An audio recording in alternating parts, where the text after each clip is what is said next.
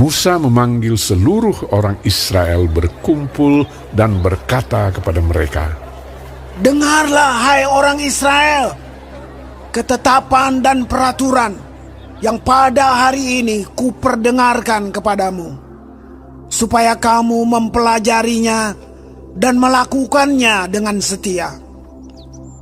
Tuhan Allah kita telah mengikat perjanjian dengan kita di Horeb. Bukan dengan nenek moyang kita Tuhan mengikat perjanjian itu, tetapi dengan kita yang ada di sini pada hari ini, kita semuanya yang masih hidup.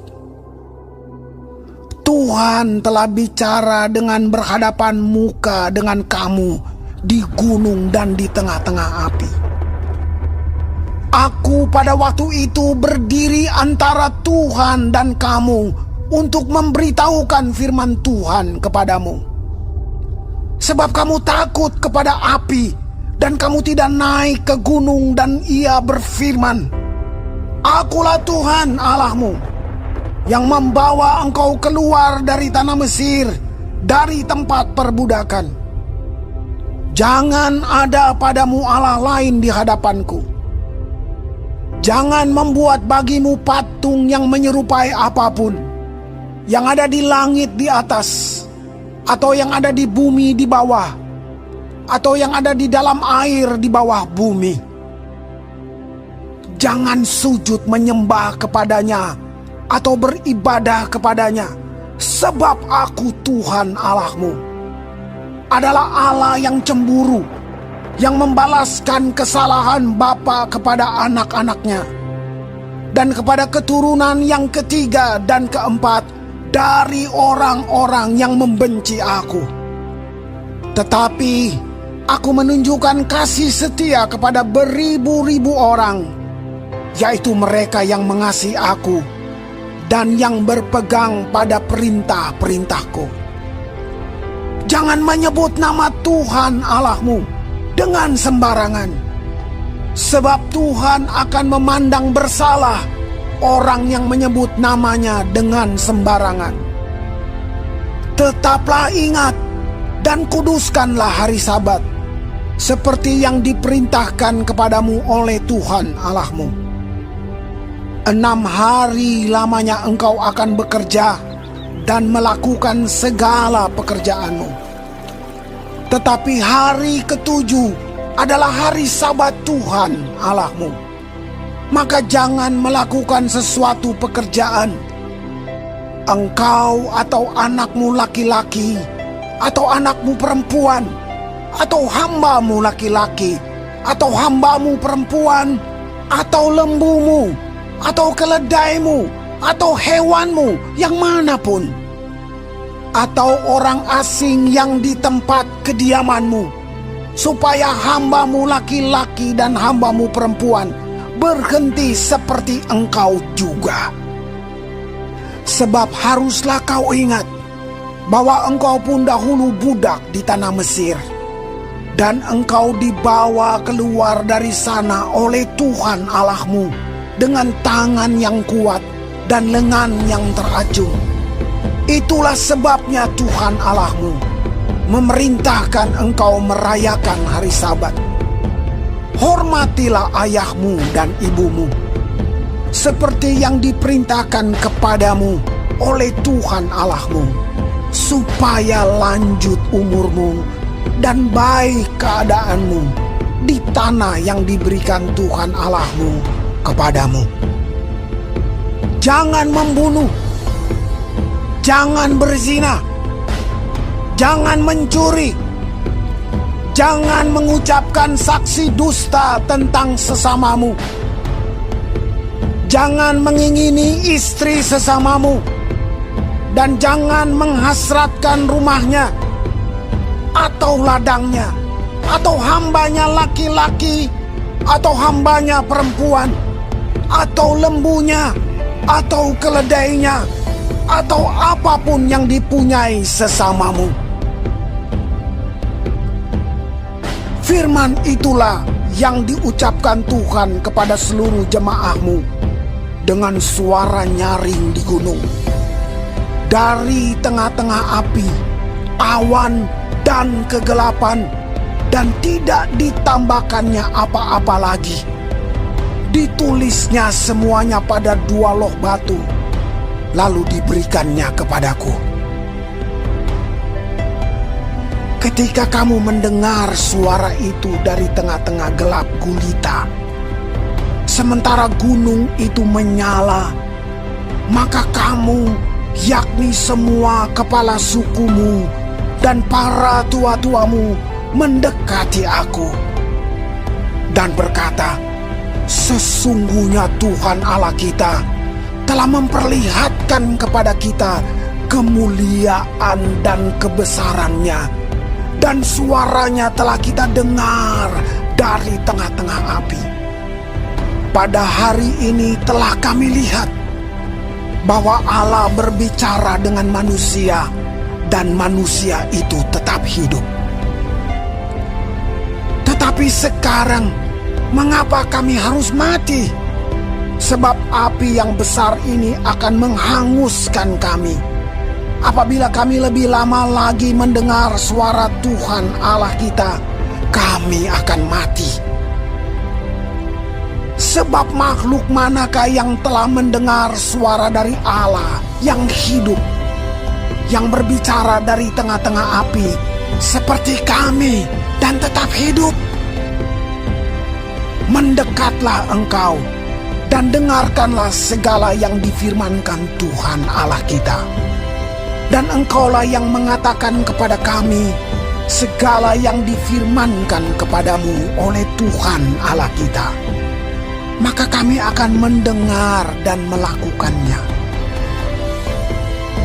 Ketika Tuhan mendengar perkataanmu itu, sedang kamu mengatakannya kepadaku, maka berfirmanlah Tuhan kepadaku, telah kudengar perkataan bangsa ini yang dikatakan mereka kepadamu. Segala yang dikatakan mereka itu baik. Kiranya hati mereka selalu begitu, yakni takut akan Daku dan berpegang pada segala perintahku, supaya baik keadaan mereka dan anak-anak mereka untuk selama-lamanya. Pergilah, katakanlah kepada mereka, kembalilah ke kemahmu. Tetapi engkau berdirilah di sini bersama-sama dengan aku.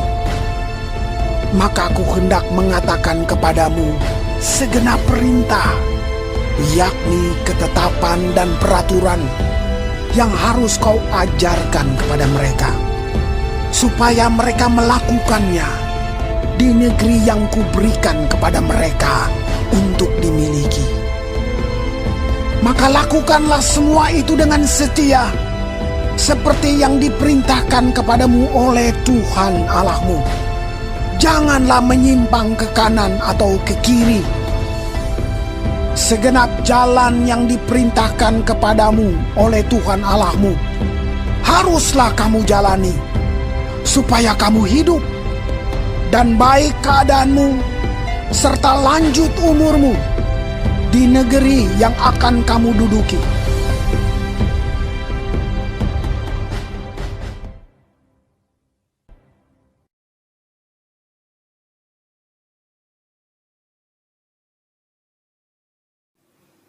Shalom saudara-saudaraku yang kekasih di dalam Tuhan. Puji Tuhan, hari ini kita akan mempelajari kitab Ulangan 5 mengenai 10 perintah Allah. Tuhan Yesus memberkati.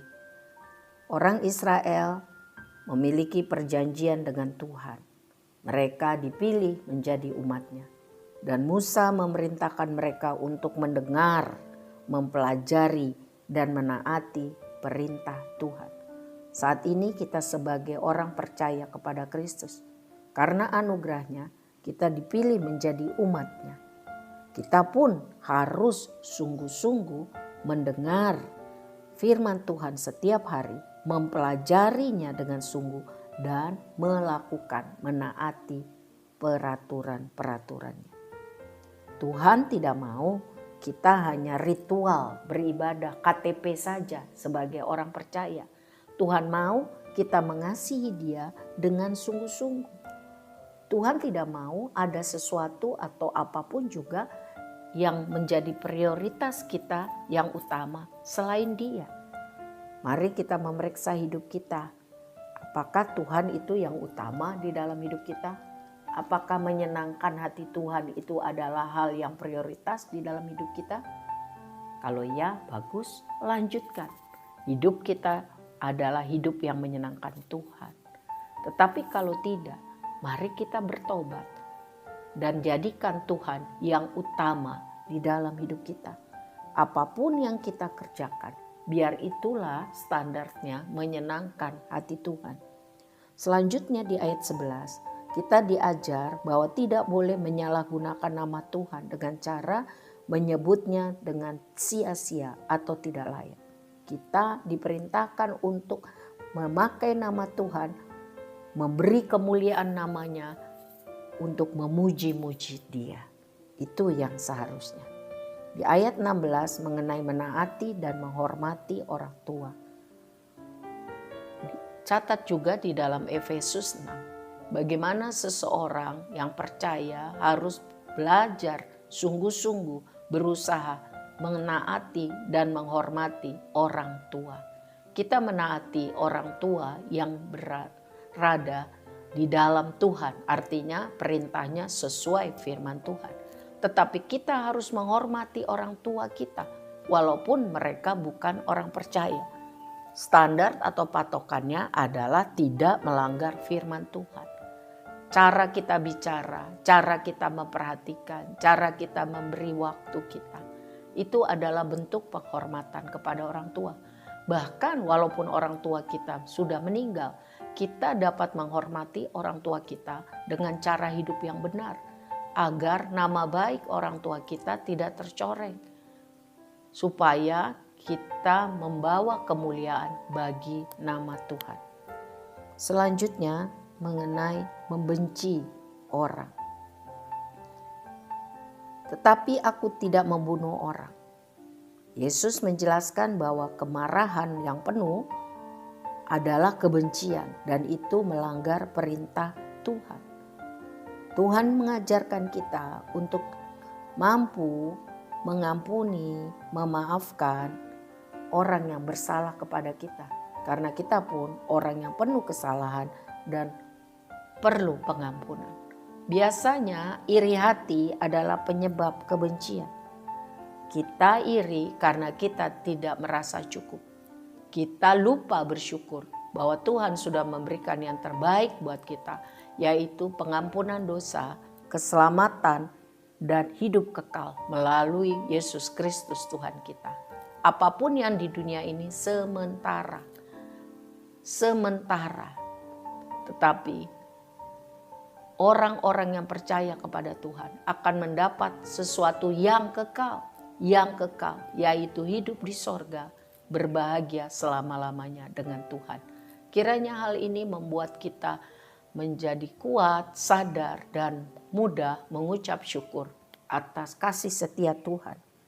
Tuhan tidak tertarik kalau kita hidup hanya ritual atau kegiatan agama, tetapi hati kita tidak ada dengan Tuhan. Tuhan menghendaki setiap orang percaya mengasihi Tuhan dengan segenap hati, dengan segenap jiwa dan kekuatannya. Orang-orang seperti inilah yang akan mengalami Immanuel. Tuhan memberkati.